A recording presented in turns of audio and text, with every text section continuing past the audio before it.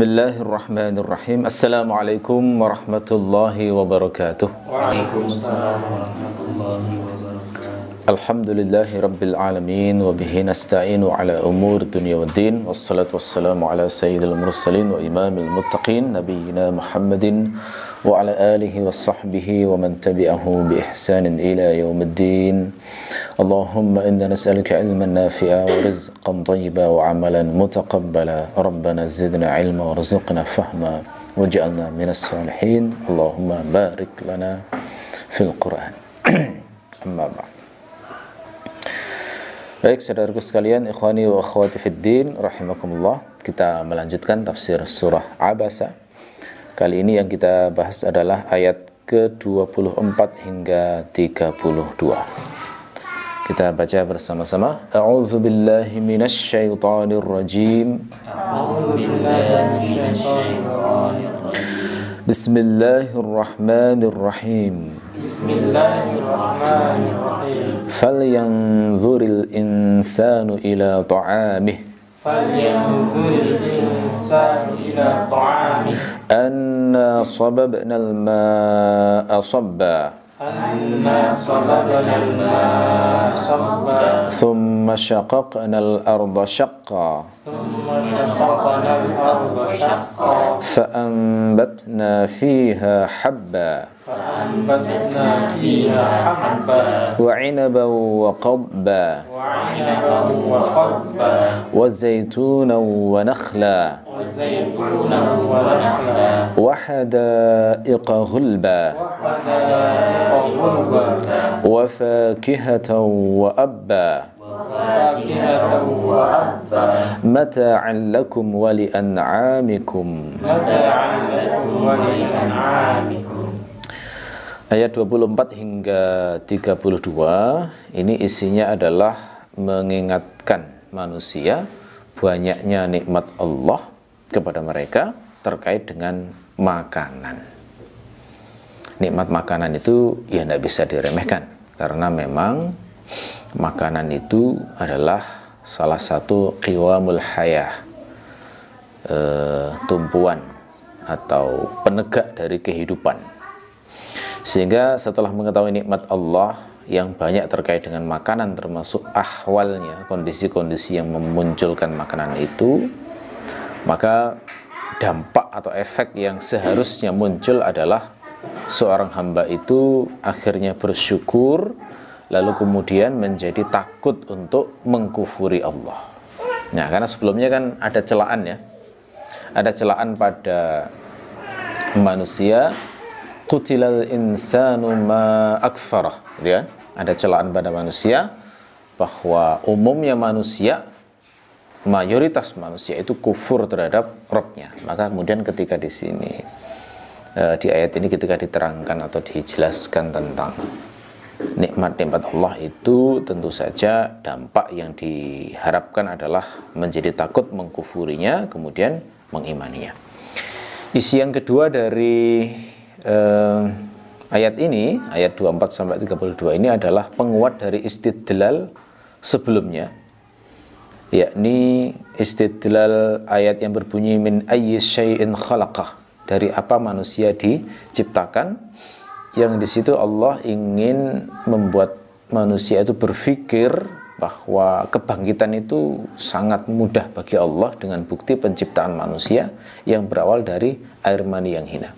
Nah, di sini nanti ketika diajak berbicara tentang nikmat makanan itu salah satunya adalah menguatkan istidlal bahwa proses Allah menciptakan makanan itu sesungguhnya kuasanya sama dengan kuasanya Allah saat menciptakan manusia, dari tidak ada menjadi ada, gitu ya. Baik, kita mulai. Falyanzuril insanu ila ta'amih. Falyanzur itu dari 3 kata ya. Dari fa tafri', kemudian lam amr, dan yanzuru yang bermakna melihat. Kata yanzuru dari kata nazara. Nazara itu maknanya bisa banyak, tergantung gandengan hurufnya. Kalau nazara digandeng ila itu maknanya melihat. anzuru ilal jabal, itu maknanya aku melihat gunung. Kalau nazara digandeng fi, itu maknanya memikirkan atau merenungkan atau meneliti, bermakna fahs atau tanqib. Misalnya nazartu fil kitab, berarti aku mengkaji, meneliti, menyelidiki kitab tersebut. Kalau nazara saja itu biasanya bermakna menunggu, sama dengan intazara. Nah, fa-nya saya ulang lagi, fa-nya itu adalah fa tafri'. Tafri' itu istilah lainnya adalah fa tarattub. Fa yang menunjukkan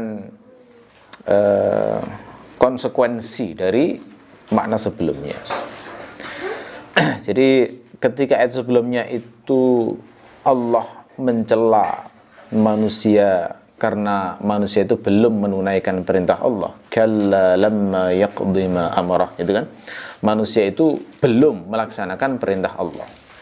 Bahkan yang beriman sekalipun itu belum melaksanakan dengan sempurna perintah Allah. Karena kata yaqdi kemarin sudah kita bahas, itu maknanya adalah melaksanakan sebuah kewajiban secara sempurna. Ya, karena manusia belum melaksanakan secara sempurna, maka konsekuensinya Allah memerintahkan fal yanzur, gitu ya, hendaklah melihat dan seterusnya nanti. Mungkin juga tarattub tadi atau tafri' tadi itu dipahami dari qutilal insanu ma akfarah. Jadi karena manusia itu mayoritas kufur terhadap Rabbnya, maka konsekuensinya semestinya mereka mau, ya, fal yanzur ini tadi, semestinya mereka mau meneliti, melihat dan merenungkan. Nah, makanya begitu, ya. Adapun lamnya itu lam amr. Lam amr itu hukum asalnya di kasroh sebenarnya. Hukum asalnya di kasroh. Jadi kalau saya ingin mengatakan tulislah dalam bahasa Arab itu bisa pakai cara reguler dengan mengucapkan uktub. Itu maknanya tulislah. Bisa juga pakai al-fi'l mudhari dengan lam amr. Liyaktub.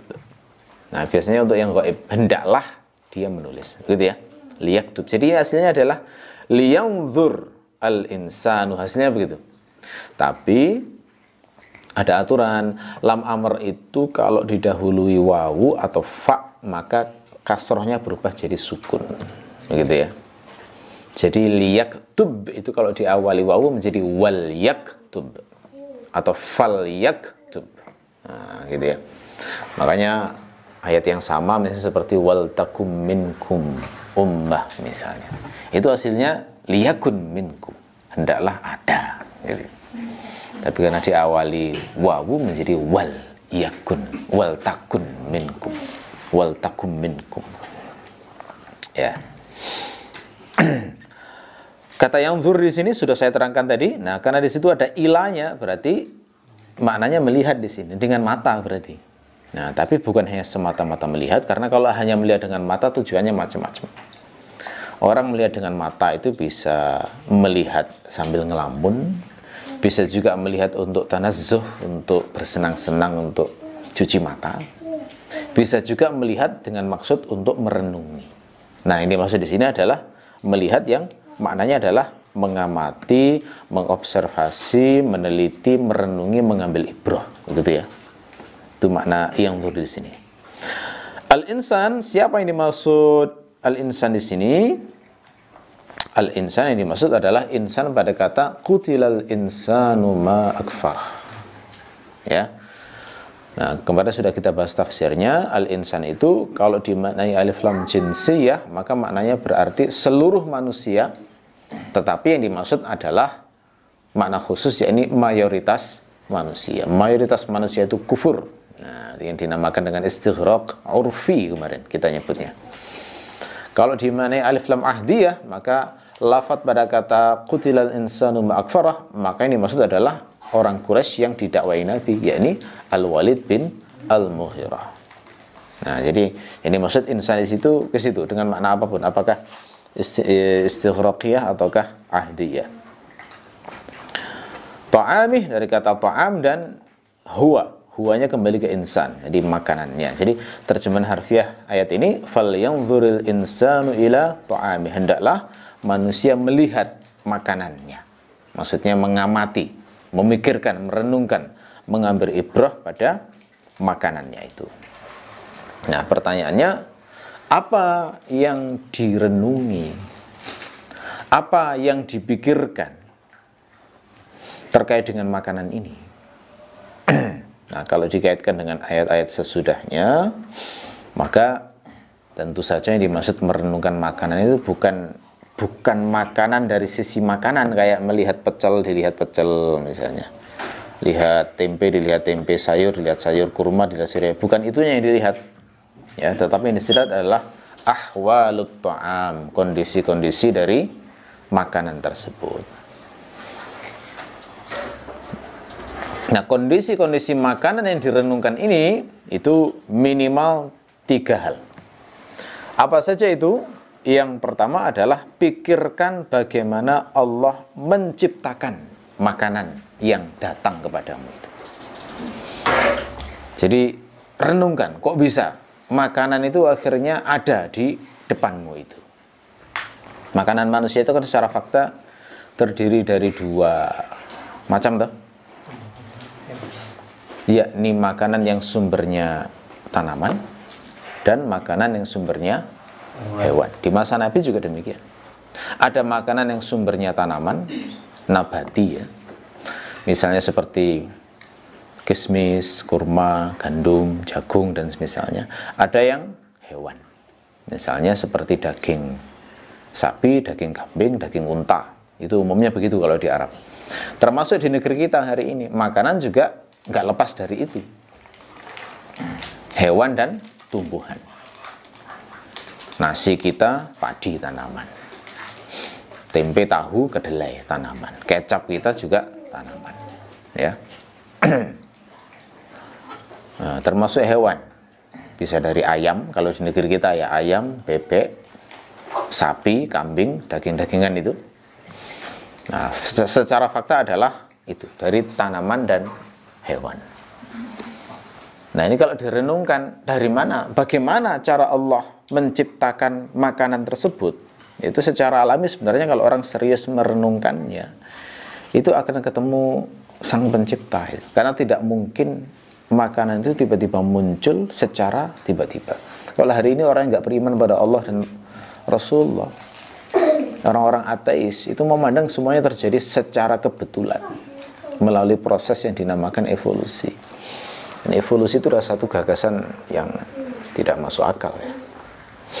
Kalau benar bahwa kehidupan di bumi ini terjadi dengan proses evolusi, kenapa kok hanya di bumi?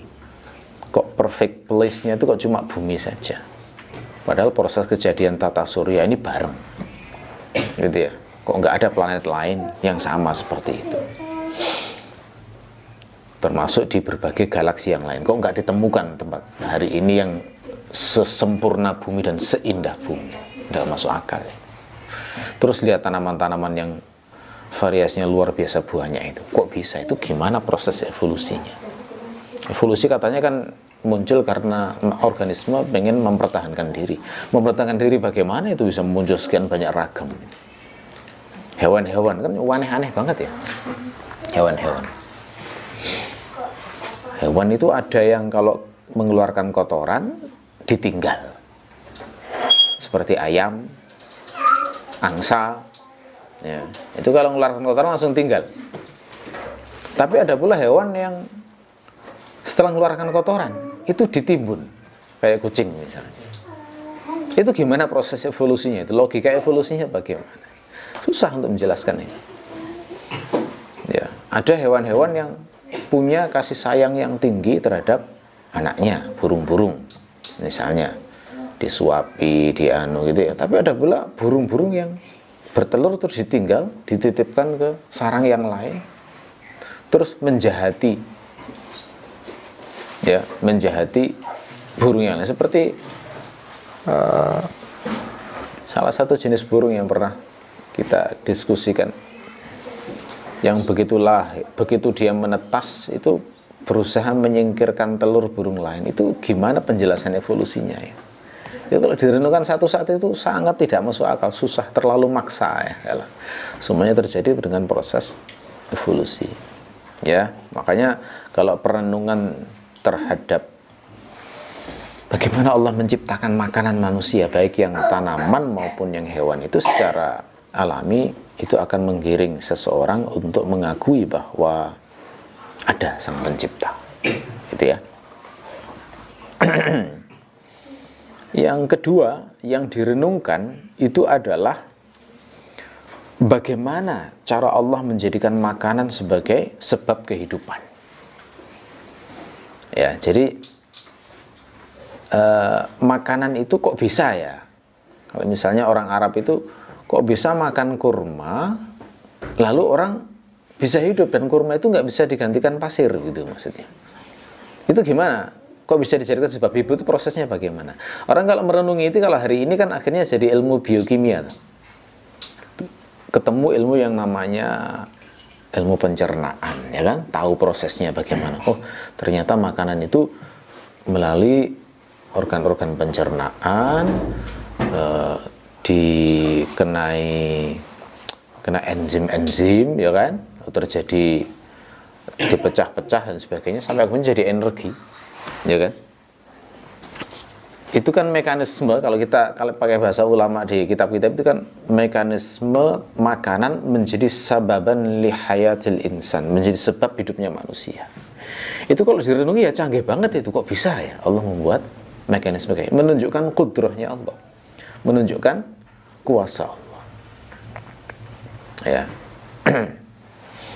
Ini sebenarnya dari sisi ajaibnya sama seperti ajaibnya ketika Allah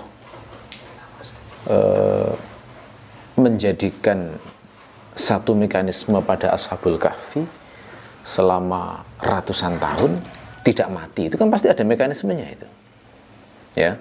Cuma kita nggak tahu saja, belum tahu saja. Kalau tahu kan ajaib, sama ajaibnya dengan itu sebenarnya. Bagaimana makanan bisa menjadi sebab kehidupan, ya.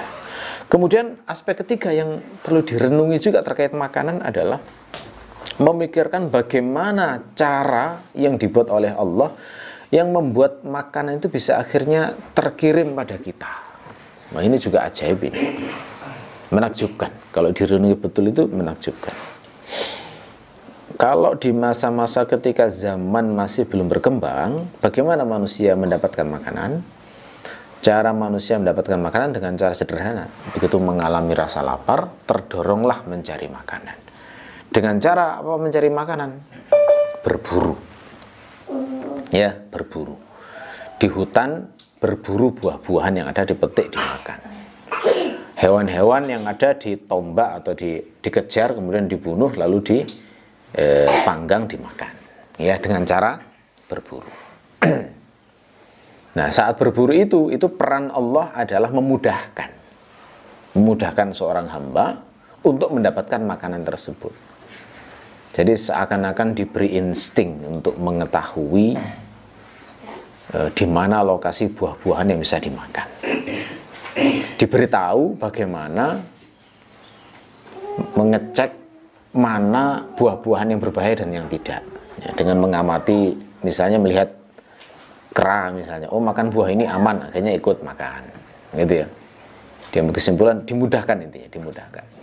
Sama seperti cara Allah ngasih rezeki Bani Israel di padang Sahara saat dikasih al-manna was-salwa. Itu kan dimudahkan ya. Jadi mekanisme Allah, cara Allah mengirim makanan pada mereka itu dengan cara dimudahkan. Bukan dihidangkan langsung, enggak, dimudahkan. Tetap ada ikhtiarnya. Dimudahkan. Memudahkannya bagaimana? Misalnya seperti ngirim al-manna. Al-manna itu kan makanan yang substansinya itu kayak gondorukem kalau di negeri kita itu. Jadi semacam zat yang Allah itu mungkin kayak damar gitu ya. Kalau nggak tahu gondorukem seperti damar. Jadi Allah itu ngasihnya itu dengan cara menurunkan dari langit ke pepohonan di Sahara itu. Jadi diturunkan jadi kayak seperti embun. Nanti modelnya itu ketika pagi hari itu sudah seperti kayak stalagmit apa stalaktit yang di atas itu ya. Nah itu ya modelnya kayak begitu. Sehingga tinggal diambili gitu saja. Ya, jadi dimudahkan dengan cara semacam itu. Itu al-manna. Kalau as-salwa As-salwa itu burung, jenis burung yang jinak dan lezat rasanya.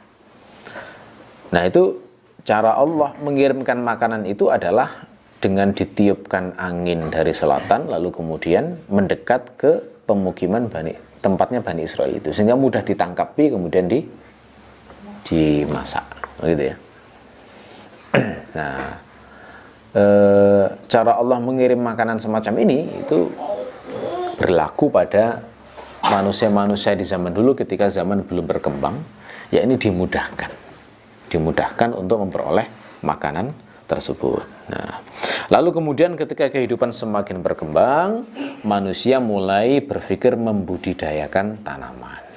Ya, daripada seperti suku Indian di masa lalu.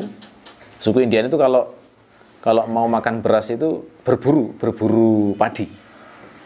Dulu di Indian masa lalu itu padi itu tumbuh liar di danau-danau begitu. Jadi kalau sudah matang itu mereka menyiapkan perahu, kemudian diambil, dipanen gitu ya. Lalu kemudian baru mereka punya padi. Ya, itu masih model berburu. Tapi lama-lama akhirnya berpikir daripada mencari tanaman-tanaman liar, kebutuhan juga banyak, mereka berpikir membudidayakan. Akhirnya membuka lahan, berkebun, berladang, bersawah, itu kan? Itu mulai asal-usul pertanian itu kan diawali dari yang semacam itu. Nah, itu ilham dari Allah juga. Ya, jadi mekanisme Allah dalam mengirim makanan diantara yang ngasih ilham itu supaya membudidayakan tanaman, termasuk hewan. Daripada berburu, sudahlah kita ternak, dibuatkan kandang, dibesarkan sehingga mudah. Akhirnya muncul peternakan ayam, peternakan kambing, peternakan sapi, sehingga manusia itu nggak berpayah-payah lagi berburu, bisa memproduksi makanan dalam jumlah banyak, bahkan bisa menyimpan. Bukan hanya menyimpan, bahkan bisa bertukar dengan yang lainnya ketika berlebih hasil makanan tersebut. Gitu ya. Jadi di fase ini Allah memudahkan mengirim makanan itu dengan ilham budidaya tadi. Gitu ya. Setelah itu kemudian kehidupan berkembang lebih kompleks lagi, manusia semakin banyak, kebutuhan semakin meragam, teknologi semakin maju, kemudian semakin banyak. Akhirnya pekerjaan manusia menjadi terspesialisasi. Ya. Tidak mungkin seluruh manusia bertani. Ya, karena kebutuhan bukan hanya makanan. Manusia juga butuh pakaian, maka muncul industri pakaian. Ya kan? Setelah itu berkembang lagi, bukan hanya pakaian, manusia juga perlu alas kaki, muncul industri sandal dan sepatu. Setelah itu berkembang lagi, manusia bukan hanya butuh itu, manusia juga butuh yang namanya tampil cantik, tampil tampan. Akhirnya muncul industri kosmetik, muncul pabrik bedak, muncul skincare, muncul macam-macam, gitu ya. Lalu kemudian muncul lagi berkembang, manusia bukan hanya butuh itu, tapi juga butuh mobilitas. Muncul teknologi kendaraan, ya kan? Muncul sepeda, muncul mobil, muncul pesawat. Manusia juga butuh yang namanya komunikasi. Ya, akhirnya muncul telepon waktu itu, berkembang jadi HP hari ini. Ya. Banyak kebutuhan, akhirnya itu memunculkan spesialisasi pekerjaan yang semuanya menghasilkan uang, akhirnya menghasilkan barang berharga. Dari situlah akhirnya kemudian muncul saling bertukar. Ya, jadi makanan ditukarkan ini ditukarkan itu, ditukarkan itu, akhirnya terpenuhilah seluruh kebutuhan. Ya, akhirnya dari situ muncullah banyak keajaiban tentang bagaimana cara Allah mengirim makanan seorang hamba. Hari ini kadang orang ngegame aja itu dikasih rezeki oleh Allah. Ya. Dengan ngegame dapat uang, lalu pencet-pencet HP, makanan dikirim sudah ke dia. Ya kan? Itulah, saya ingin menunjukkan bagaimana ajaibnya, canggihnya Allah dalam mengatur mekanisme mengirim makanan ke hamba itu luar biasa. Dari yang paling sederhana zaman dulu, agak kompleks sampai sekompleks hari ini. Fal yanzuril insanu ila ta'am. Itu yang saya katakan keajaiban Allah dalam memberi rezeki makanan pada manusia itu seperti itu, ya. Ya, jadi kalau sudah mengetahui bagaimana kuasa Allah, jadi kadang-kadang kita ini bukan petani. Kalau disuruh nanam padi paling nggak bisa. gagal paling ya. Kita juga nggak bisa memproduksi garam sendiri ke laut dulu misalnya, ya kan? Nggak bisa disuruh buat terasi sendiri, nggak bisa. Nanam sayur sendiri, buat tempe sendiri, betapa repotnya, gitu kan? Tapi kita bisa menikmati semuanya itu dengan mudah, ya kan? Lihatlah bagaimana cara Allah membuat mekanisme itu, membuat kita bisa makan enak sesuka kita, misalnya. Falyanzuril insanu ila ta'ami. Jadi semestinya kalau merenungi ayat ini dengan penuh penghayatan betul, akhirnya timbul rasa kagum pada Allah, timbul rasa terima kasih pada Allah, kemudian bersyukur alhamdulillah, akhirnya memperbarui ketaatan kepada Allah. Itu bagi orang yang beriman. Yang nggak beriman itu mestinya dengan tahu begitu, wah iya, ini Allah begitu baik kepada saya, mestinya saya tidak boleh mengkufurinya. Saya harus mencari tahu apakah benar memang Allah itu mengutus seorang utusan di zaman ini. Nah, kalau dicari tahu semacam itu, pasti akan ketemu Nabi Muhammad nantinya, sehingga akan beriman kepada Nabi Muhammad, ya. Setelah itu Allah memerinci, anna sababnal ma'a sabba. Kata anna itu dalam qiraat itu bisa dibaca dua cara. Bisa dibaca anna, bisa dibaca inna. Dua-duanya mutawatir. Jadi boleh ya dibaca. Kalau pas sholat sendiri sesekali mengamalkan riwayat mutawatir ini, inna sababnal ma'a sabba, boleh. Dua-duanya boleh. Kalau keterangan Ibnu Asyur malah pelafalan inna itu bacaan jumhur. Bacaan jumhur qurra. Yang membaca anna yang sampai pada kita itu adalah bacaannya Asim, Hamzah, Al-Kisai, Khalaf, Ruwais, ya, dari Yaqub. Itu keterangan Ibnu Asyur dalam At-Tahrir wa Tanwir. Anna berasal dari dua kata, anna dan nahnu. Nahnu yang dimaksud di situ adalah Allah, yakni nahnu bermakna al-mu'azzim, nafsahu, zat yang mengagungkan dirinya sendiri. Anna sababnal ma'a sabba. Sababna, dari kata sabba, sabba itu fi'il mudha'af ya, dari kata sababa. Sababa secara bahasa itu maknanya adalah melemparkan sejumlah benda tertentu yang biasanya cair atau semisal dengan cair pada sebuah bejana. Itu bermakna sabba. Biasanya diterjemahkan menuangkan. Nah, itu bisa untuk air, boleh. Minyak bisa. Biji-bijian bisa. Jadi seperti misalnya menuangkan beras ke dalam panci. Nah, itu nyebutnya sababtul aruzza misalnya gitu. Beras boleh, biji-bijian bisa. Termasuk juga bahkan koin. Dirham itu pakai sababa juga. Sababtud darahim. Jadi kalau misalnya uang koin dirhamnya banyak terus dituangkan ke sebuah wadah, itu pakai kata sababa. Gitu. Jadi diterjemahkan menuangkan biasanya, nah, tapi makna bahasanya adalah melemparkan. Ilqa'us subratin, ya, benda kualitas tertentu, entah itu benda cair atau yang semisal dengan benda cair. Ma di situ adalah air, yang dimaksud bukan sembarang air, tapi ma'ul matar, air hujan, ya, air hujan. Ya, dituangkan dari mana? Dituangkan dari awan. Ya. Sabba di situ adalah maf'ul mutlaknya. Jadi maf'ul mutlak yang bermakna takkid. Jadi Allah itu seperti benar-benar menuangkan air dari atas melalui air hujan tersebut. Nah, kenapa Allah menyebutkan ayat ini? Nah, di sini kita dibawa Allah untuk merenungkan bagaimana cara Allah menyediakan makanan. Itu salah satunya diantaranya adalah dengan mekanisme air hujan itu dulu untuk menumbuhkan tanaman. Nah, jadi ini menjelaskan, memerinci dari kata perintah merenungi makanan itu tadi. Falyanzuril insanu ila ta'amih. Makanya yang membaca anna itu posisi anna adalah badal dari ta'amih. Ya, kita disuruh Allah untuk merenungi sejak dari proses turunnya hujan sebelum muncul tanaman itu. Secara implisit ini mengajak kita untuk merenungi bagaimana ya cara Allah membuat proses perputaran air itu sehingga sampai bisa menurunkan air hujan. Ya. Ya, di ayat sebelumnya saat membahas tafsir surat An-Naba sudah kita bahas ya bagaimana keajaiban mekanisme Allah dalam membagi-bagi air ke alam ini loh. Itu luar biasa itu. Dari air dipanaskan jadi gas, kemudian itu bisa membuat air yang berton-ton beratnya jadi seringan kapas di udara. Itu kan luar biasa, ajaib sebenarnya kalau direnungi. Karena andai kan cara Allah membagi-bagi itu manual, ngangkatnya aja berat itu banget itu. Ngangkatnya ya kan, belum nyulingnya dari laut lah ya. Nyuling airnya sendiri itu sudah berapa ton itu kalau dibagi-bagi ke seluruh ini dunia ya kan. Tapi ajaibnya Allah bisa, sangat kuasa, dibuat gampang saja.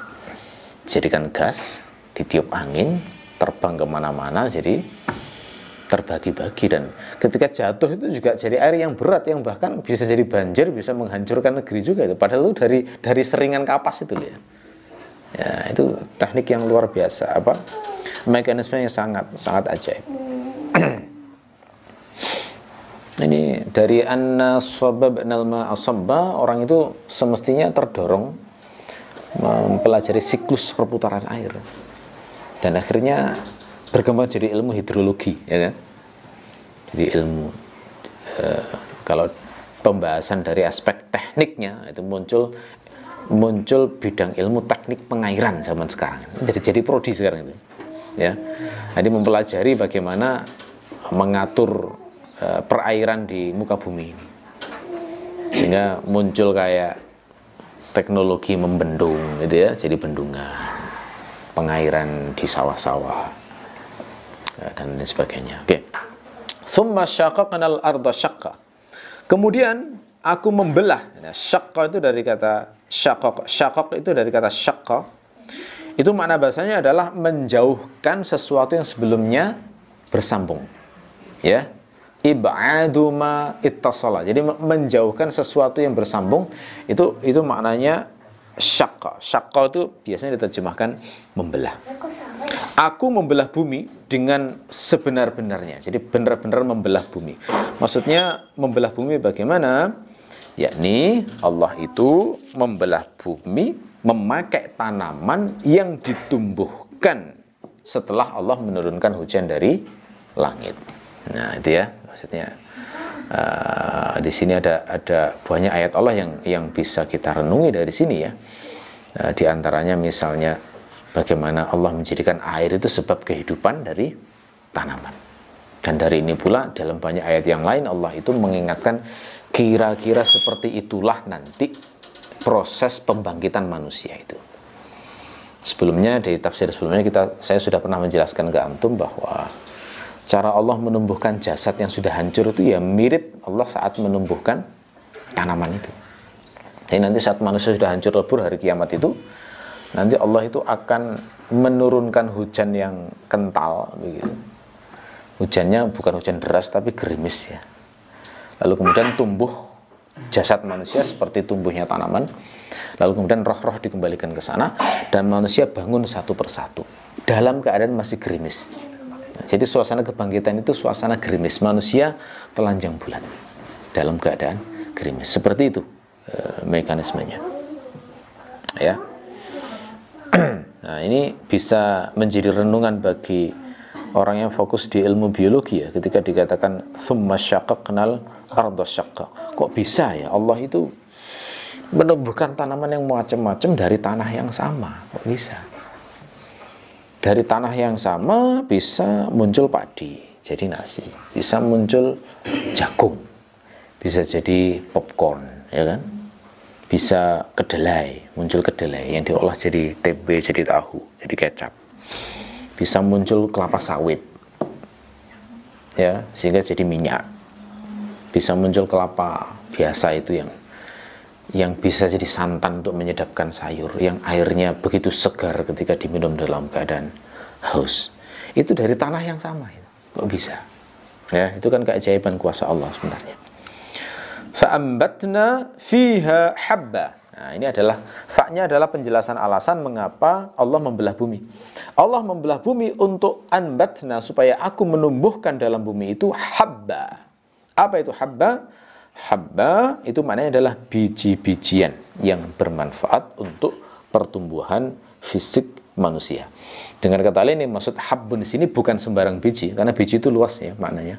Yang dimaksud biji di sini adalah biji-bijian yang bisa dimakan manusia, yang bermanfaat untuk pertumbuhan fisik atau tubuh manusia. Jadi kalau di zaman Nabi itu berarti mencakup kayak syair, hintah gitu ya, gandum, jawawut, kemudian jagung ya, dan lain sebagainya. Kalau di negeri kita lebih banyak lagi, seperti padi ya, kemudian kacang-kacangan, banyaklah ya, itu masuk habbun ya, habbun. Wa inaba wa qabba, inab ya, itu maktufnya habba. Jadi Allah menumbuhkan biji-bijian, termasuk juga inaban. Apa itu inab? Inab maknanya adalah samarul karmi. Samarul karmi itu buahnya tanaman kurma. Ya maaf, buahnya tanaman anggur. Ya, al-karm itu bedanya al-karmu dengan inab itu apa? Al-karmu itu biasanya diterjemahkan anggur juga, tapi pohonnya. Nah, kalau inab itu buahnya, tanamannya ya, karena bukan pohon ya. Anggur itu kan tanaman menjalar. Kita nyebutnya tanaman kalau di negeri kita. Jadi al-karmu itu adalah tanamannya. Tanaman yang menjalar itu disebut karmu. Kalau buahnya disebut inab, inabun. Jadi yang dimaksud Allah inab di sini adalah yaitu tadi anggur tadi. Anggur yang darinya bisa dibuat menjadi khomer, bisa dibuat menjadi cuka, bisa juga dibuat menjadi kismis. Ya, bedanya anggur dengan kismis apa? Kalau kismis itu untuk makan, energi, untuk makanan pokok. Tapi kalau anggur itu untuk tafakuh, untuk ya kesenangan. Buah-buah itu kan ada kesenangan, ada yang sifatnya untuk makanan pokok toh. Kalau kita makan nasi kan untuk biar kenyang toh. Tapi kalau makan apel kan masuk untuk kenyang, ya nggak cocok gitu. Nah, itu maksud tafakuh itu semacam itu. Jadi anggur itu punya fungsi tafakuh, juga punya fungsi iqtiyat, punya fungsi sebagai makanan pokok. Ya. Jadi di bumi itulah Allah menumbuhkan anggur, maknanya begitu. Wa qabba, qabbun, nah itu jenis tanaman. Istilah lainnya dalam bahasa Arab adalah al-qattu. Jadi al-qabbu itu diterjemahkan al-qattu. Apa maknanya? Ya, maknanya adalah kalau bahasa kerennya sekarang alfalfa. Ya, alfalfa, termasuk jenis alfalfa. Bahasa Latinnya saya nggak tahu pelafalannya benar apa tidak ya. Tulisannya Medicago sativa. Nah, itu jenis rumput. Jenis rumput untuk makanan ternak yang masih segar atau basah. Gitu ya. Jadi kenapa dinamakan qabbun? Karena untuk memanfaatkan harus dipotong dulu. Sementara bahasa Arab memotong itu di antara lafadznya adalah qadaba. Jadi qadaba itu maknanya memotong. Maknanya sama dengan qata'a. Qata'a, qadaba itu maknanya sama. Nah, qabbun itu sudah jadi kebiasaan dalam bahasa Arab. Bentuk masdar qadaba itu kadang bermakna maf'ul. Jadi qabbun maknanya maqdub, sesuatu yang dipotong. Nah, gitu ya. Jadi ini rumput dinamakan qabbun karena untuk memanfaatkannya harus disabit dulu, dipotong dulu sehingga baru kemudian bisa dimakan oleh hewan. Jadi kalau antum ingin tahu rupanya qabbun seperti apa ya, ketik aja di Google alfalfa atau Medicago sativa, nanti bisa ngerti bentuk tanamannya seperti apa. Itu ada di Arab ya. Di kitab-kitab Arab itu istilah lainnya adalah al-qattu. Cuma kurang tajam ya. Kalau disebut al-qattu itu qabbun yang kering. Gitu ya. Nah, istilah khusus ini. Kalau yang kering dinamakan al-qattu. Kadang disebut dengan al-uddu. Ain dad ditasydid. Al-uddu. Kadang disebut fasah. Nah, ini yang dipilih oleh Ibnu Ashur itu, beliau menerangkan al-qatbu adalah al-fasah. Jamaknya fasafis. Ya. Kadang disebut dengan al-fasah. Jamaknya fasafis. Kadang disebut dengan al-barsim. Ya, jadi intinya dia adalah rumput untuk ternak, gampangannya begitu ya. Tapi ada jenis rumput tertentu. Nah, ini susah menjelaskan karena padanan katanya susah kalau bahasa kita. Rumput makanan ternak di negeri kita kan banyak toh. Ada kolonjono ya, ada rumput teki, ada krokot macam-macam ya. Ini memori saya saat dulu masih menyabit rumput untuk kelinci ya. Jadi yang lain-lain saya nggak ngerti itu. Ya, jadi itu. Nah, saya cari padanan kata qutban bahasa kita nggak ngerti. Ya, jadi saya sebut istilah ilmiahnya saja ya. Oke. Sebagian ulama mengatakan qutbun itu adalah bahasa penduduk Mekah untuk menyebut qattun. Nah, ini ada beberapa pendapat-pendapat yang perlu kita pahami. Kalau ketemu di kitab tafsir itu maknanya sama saja. Wa zaitunan wa nakhla. Zaitun adalah sebuah buah yang jika diperas itu jadi minyak zaitun ya. Saya membayangkan zaitun itu ya kalau di negeri kita mirip kayak sawit begitu kira-kira. Yang kalau diperas muncul minyak gitu ya. Jadi seakan-akan kita ini juga diperintahkan untuk memperhatikan nikmat buah zaitun, atau kalau di negeri kita nikmat kelapa sawit gitu kira-kira. Ya, karena kan memang benar ya, kelapa sawit itu kan sebuah nikmat yang melalui perantaraannya kita kan bisa menggoreng berbagai macam goreng-gorengan. Bisa dibuat goreng pisang, bisa dibuat goreng bumbu, goreng daging. Bisa untuk pijat ya kan, pelumas pijat ya. Minyak itu fungsinya banyak. Ya. Oke.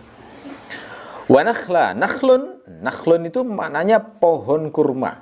Nah, itu bedanya nakhlun dengan tamrun ya. Kalau tamrun buahnya, kalau nakhlun itu pohonnya. Kenapa Allah kok tidak menyebut watamra, tapi menyebut nakhla? Kata Ibnu Asyur, disebut nakhlan karena manfaat nakhlun itu lebih luas daripada hanya disebut tamr. Ya, karena tamr itu hanya salah satu manfaat dari nakhlun. Nakhlun itu manfaatnya buahnya, ya. Buahnya kan macam-macam, ada bentuknya yang masih basah namanya rutab, ada yang sudah kering namanya tamrun. Ada yang biasanya digunakan untuk makanan ternak, atau yang masih muda disebut balah atau busr. Nah, itu dimanfaatkan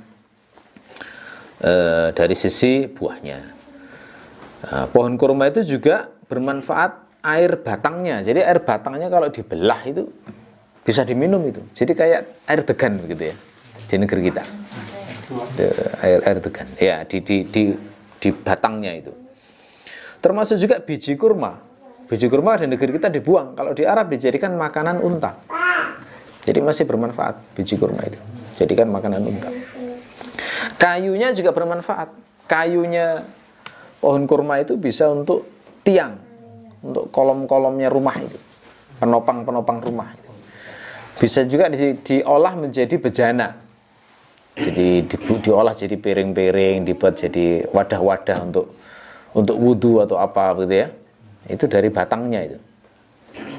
Ya, pelepahnya itu bisa untuk tikar. Bisa diolah untuk menjadi tikar. Sabutnya bisa untuk tali. Jadi mirip kelapa di negeri kita, mirip pohon kelapa mestinya, yang fungsinya banyak banget ya. Kelapa di negeri kita itu kan mulai dari pohonnya itu bisa untuk santan kan, ini kelapanya ya kan, airnya bisa untuk minum ya kan. Kalau digabung antara degan dengan air bisa air degan ya kan, ya dinikmati ya. Lalu sabutnya bisa untuk mencuci piring, bisa diolah menjadi tali, bisa diolah menjadi keset ya kan, sabutnya itu. Kemudian lidinya bisa diolah untuk menjadi sapu, ya kan? Termasuk batangnya itu di kampung-kampung masih dipakai untuk rumah itu, di desa-desa itu masih. Saya waktu ke Kedungwaru, ke daerah Blitar sana, napak tilas bekas rumah kakek saya itu kan saya heran, loh ini kok nggak ada pondasinya gitu rumahnya. Rumahnya sudah hancur, tak periksa bekas-bekas pondasinya. Biasanya kan kalau di rumah di negeri kita di kota gini kan ada pondasinya tuh, dibuatkan pondasi dari batu cor ya kan. Di sana nggak ada batu. Saya tanya orang sana, ini gimana buatnya?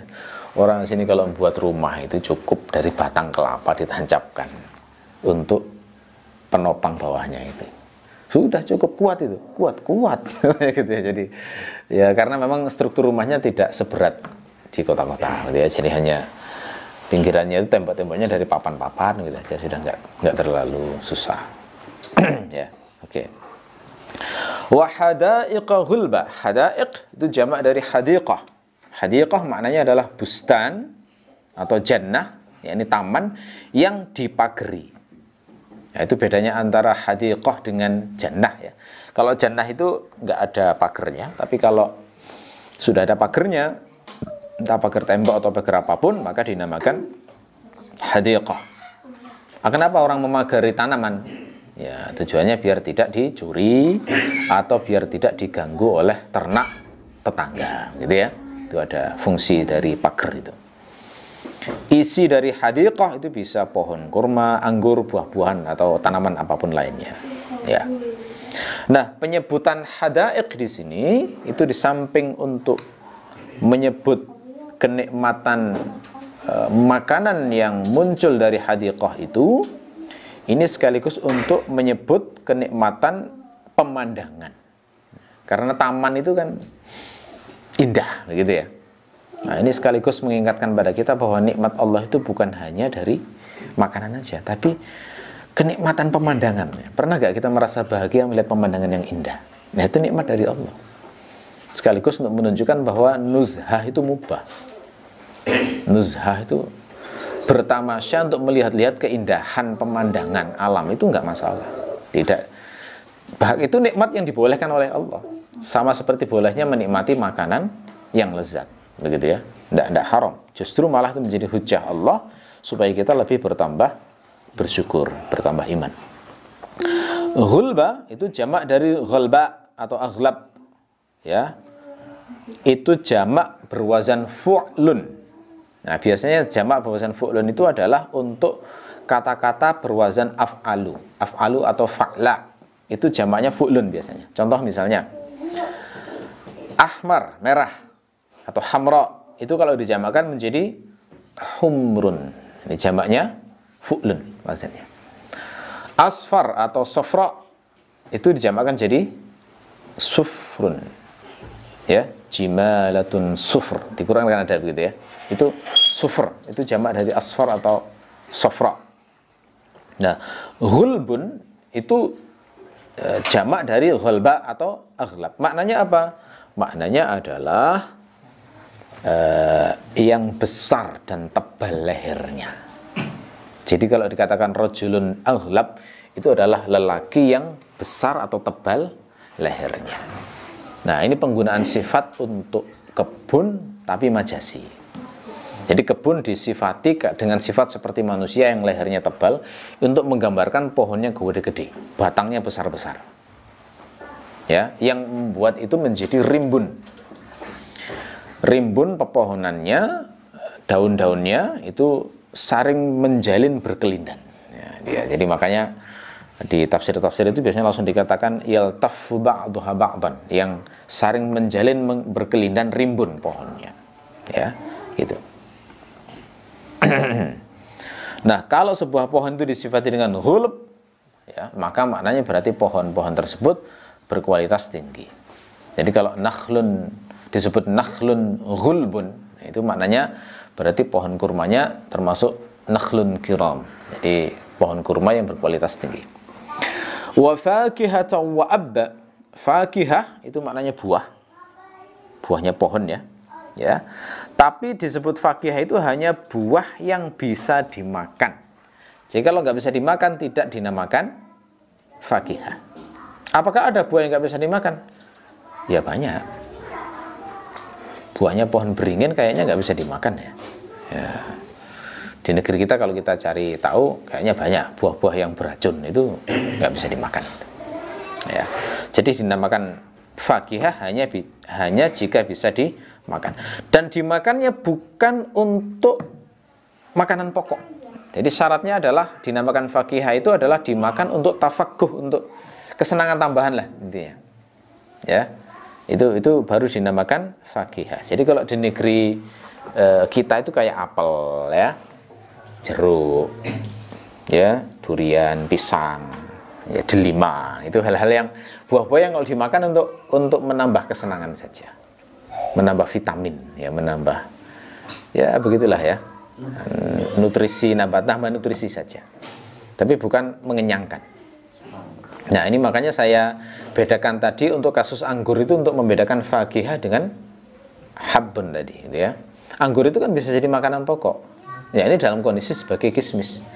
Kalau jadi kismis jadi makanan pokok, makanya dia boleh menjadi alat pembayar zakat, boleh juga untuk membayar fidyah, ya, karena termasuk makanan pokok. Tapi kalau buah-buahan untuk tafakuh tidak boleh, ya begitu ya.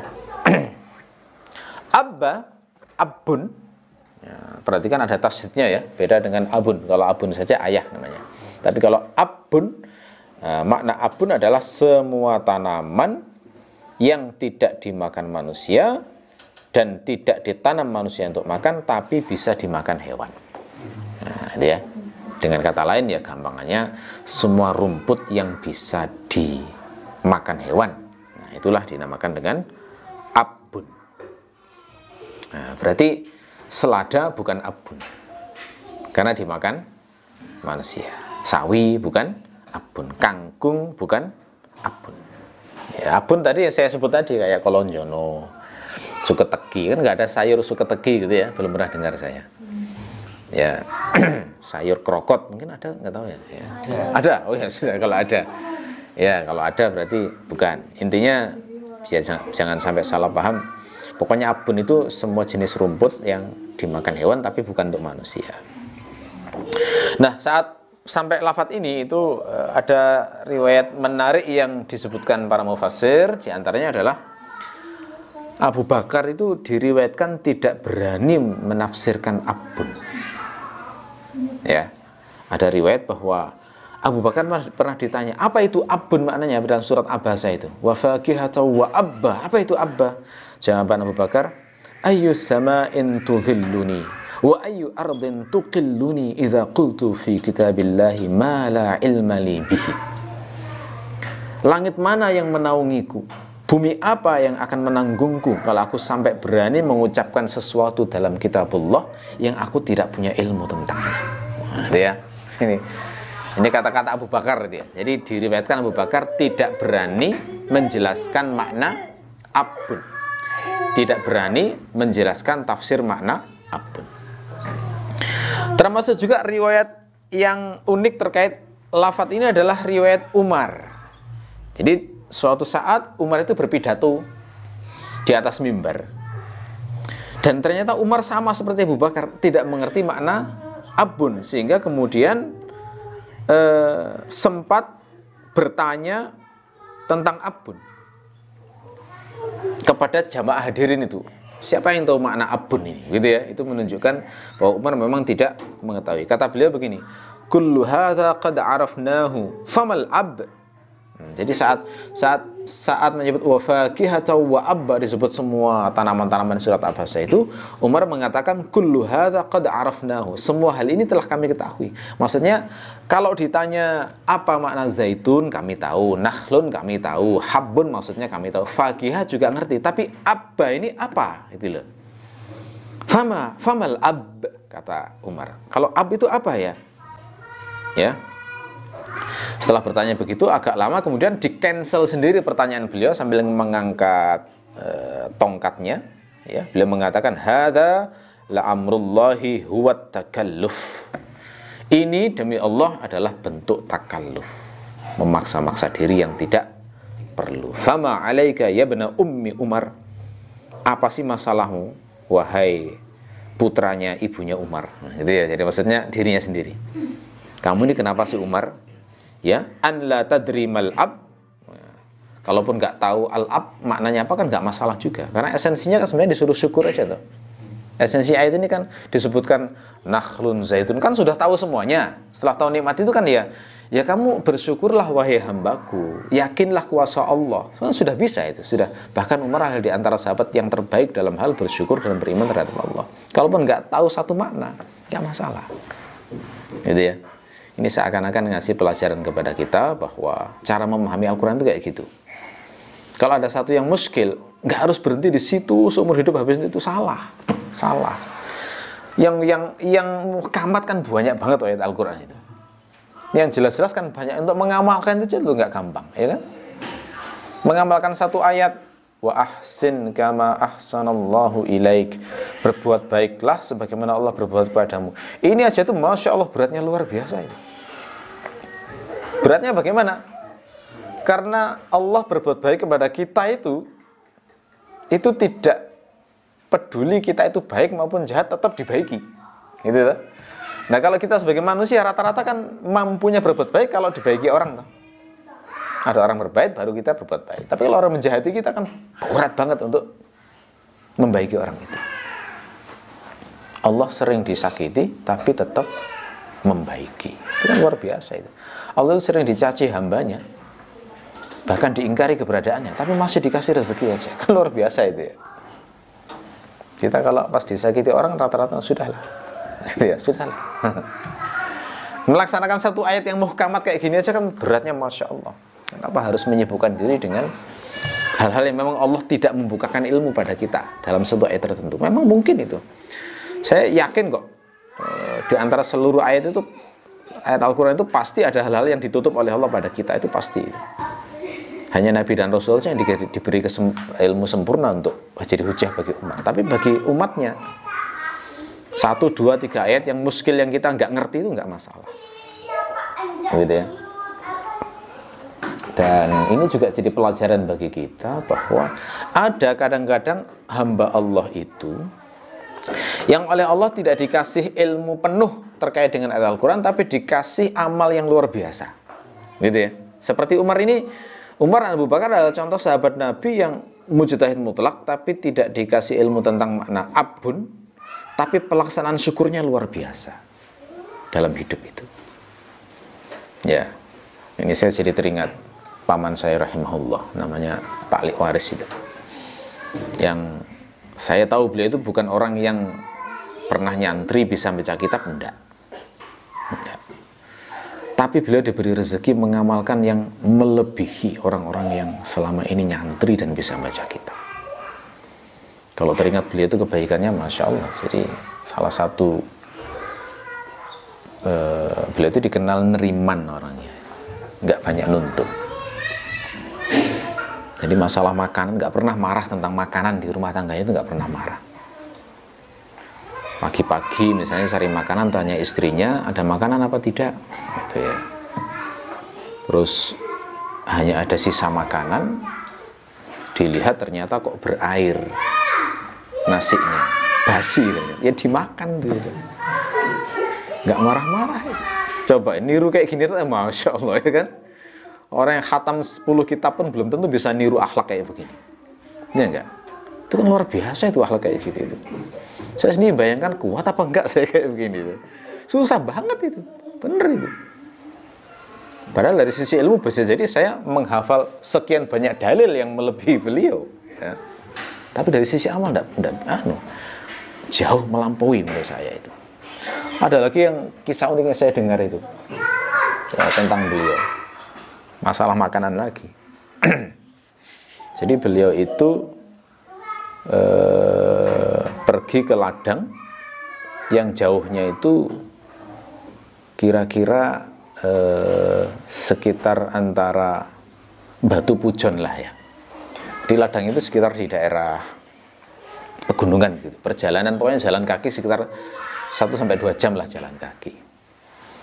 Nggarap sawah di sana, nggarap kebun lah di sana. Jadi berangkat mulai subuh, pulang itu sekitar menjelang maghrib. Nah, di rumah tanya, ada makanan apa tidak? Dijawab, ya ndak ono Pak nih, gitu ya. Tidak ada. Gitu diem, langsung masak air sendiri, terus diminum sendiri. Nggak ada makanan memang, ya hanya minum air saja. Itu dari kebun loh ya, secapek itu ya. Lalu nggak ada makanan, responnya sesantai itu ya Pak. Itu kan luar biasa ya, bisa luar biasa. Terus hal lain misalnya yang saya dengar dari beliau adalah beliau itu punya prinsip tidak mau menyakiti orang lain. Beliau itu sering disakiti orang, tapi tidak pernah mau menyakiti orang lain. Jadi beliau itu pernah ngomong begini, itu yang saya dengar sendiri dengan telinga saya. Dalam bahasa Jawa beliau ngomong begini, aku dilarani wong yo ben, yang penting aku orang larani wong. Coba. Itu kalimat sederhana yang jadi prinsip hidup ya beliau, yang itu sudah menghimpun ribuan ayat di Quran dan ribuan hadis Nabi tentang prinsip tidak menzalimi hamba Allah yang lain. Ya benar. Nggak mau menyakiti kan berarti ya menggunjing orang tidak mau, ya kan, memfitnah orang tidak mau, ngambil harta orang secara zalim tidak mau, begitu. Ya, wafatnya beliau dalam keadaan ini. Wafatnya beliau itu ditabrak orang saat berdagang. Dagangnya di Blitar situ ya, di dagang keripik orangnya. Ya mudah-mudahan aja terhitung mati syahid beliau, karena orang yang bekerja mencari nafkah itu kan fisabilillah berdasarkan hadis, gitu ya. Dan kalau melihat tanda-tandanya, ya saya menduga kuat beliau masuk golongan yang syahid akhirat itu. Ya, ini contoh di kehidupan real yang patut kita teladani. Ada hamba-hamba Allah yang dikasih amal oleh Allah yang meskipun dari sisi ilmu tidak banyak, ya. Nah ini. Kemudian dari titik ini barangkali timbul pertanyaan, apa yang menyebabkan kok sahabat sebesar Abu Bakar dan Umar itu sampai tidak tahu makna Abba? Nah ini dibahas sangat bagus oleh Ibnu Asyur dalam At-Tahrir wa Tanwir. Gimana penjelasannya kata beliau? Menurut saya, kata Ibnu Asyur, ada salah satu di antara dua kemungkinan yang menyebabkan dua sahabat besar ini tidak mengerti makna Abun ini. Kemungkinan yang pertama adalah lafadz Abun itu adalah kata yang sudah lama tidak dipakai orang Arab, lalu kemudian dipopulerkan kembali oleh Al-Quran. Jadi kata yang hampir punah, lalu kemudian dihidupkan kembali oleh Al-Quran. Nah, semacam ini terjadi dalam beberapa kasus. Di antaranya misalnya lafadz sekin. Lafadz sekin itu kalau sekarang gampang memahaminya ya, populer, termasuk populer, diterjemahkan pisau.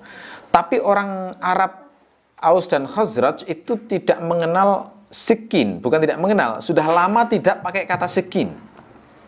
Mereka terbiasa pakai kata mudiyah untuk menyebut pisau itu, mudiyah. Lalu kemudian mendengar lagi kata tersebut dari Rasulullah saat menceritakan tentang kisah Nabi Sulaiman. Nabi Sulaiman yang didatangi dua wanita rebutan bayi, gitu ya. Lalu kemudian Nabi Sulaiman mengatakan, sinilah ambilkan sekin ya untuk membelah bayi. Nah itu barulah kemudian para sahabat pertama kali mendengar lagi kata sekin itu, sehingga baru kemudian kata itu hidup kembali. Nah jadi ini yang jelas berarti kalau kata ini jarang dipakai, pasti ada orang Arab yang sangat tahu maknanya tapi tidak menyebar ke berbagai tempat. Nah di antaranya nggak sampai kepada Abu Bakar dan Umar. Ini penyebab yang pertama. Penyebab yang kedua adalah Abun itu termasuk kata mustarak. Mustarak itu lafadznya sama, maknanya bisa macam-macam. Seperti ain misalnya. Ain itu kan bisa bermakna mata, bisa bernama mata air, bisa bernama mata-mata, bisa banyak maknanya ain itu. Nah itu kalau bahasa kita nyebutnya kata homonim. Homonim itu kata yang pelafalannya sama tapi punya makna yang berbeda-beda. Nah, Abun itu dalam bahasa Arab diketahui bisa banyak maknanya. Bisa bermakna rumput yang untuk dimakan hewan, bisa bermakna tibnun, jerami, bisa bermakna iya bisul fakihah, ya ini buah yang kering, ya, dan macam-macam. Nah, Abu Bakar dan Umar itu bukan nggak tahu makna-makna ini, tapi yang tidak tahu ini maksud Allah yang mana. Nah, itu aja. Mustarok itu. Sehingga tidak berani mengatakan sesuatu yang memang masih samar. Jadi tahu secara umum, tapi makna detailnya itu tidak tahu. Kira-kira begitu ya. Okay. Mata'al lakum wa li'an'amikum. Mata', yang dimaksud mata' makna bahasanya adalah sesuatu yang dimanfaatkan terus terputus. Jadi disebut mata' itu sementara sifatnya. Jadi tidak permanen sifatnya. Makanya kenikmatan surga itu nggak pernah disebut sebagai mata', karena mata itu sifatnya yang qati', terputus. Nah, lakum berarti untuk kalian, maksudnya adalah manusia, wali an'amikum untuk hewan-hewan ternak kalian. Ini berarti mengingatkan nikmat kepada manusia sekaligus nikmat yang diberikan Allah kepada hewan-hewan peliharaan manusia. Gitu ya. Nah, ini sekali lagi menegaskan, menggarisbawahi yang sebelumnya saya terangkan, bahwa kumpulan ayat-ayat ini ingin menjelaskan betapa besarnya nikmat makanan bagi manusia. Bahwa makanan itu vital, makanya banyak ayat yang datang tentang makanan. Kita diperintahkan untuk suka memberi makanan orang yang kelaparan, ya. Allah senang dengan orang yang memberi makan orang lain. Allah mencela orang yang nggak mau mendorong orang lain untuk memberi makanan. Rasulullah itu mencela tetangga yang nggak ngasih makan tetangganya yang kelaparan, gitu ya. Dan Allah itu sangat ridho jika orang itu mau bersyukur atas nikmat makanan. Makanya ada hadis, Allah itu ridho kalau seorang hamba itu makan atau minum kemudian mengucapkan alhamdulillah, bersyukur kepada Allah. Ya, oke. Baik, saya kira itu saja mungkin untuk kajian pagi hari ini. Mudah-mudahan bermanfaat. Kita akhiri, subhanakallahumma wa bihamdika asyhadu an la ilaha illa anta astaghfiruka wa atubu ilaik. Wassalamualaikum warahmatullahi wabarakatuh.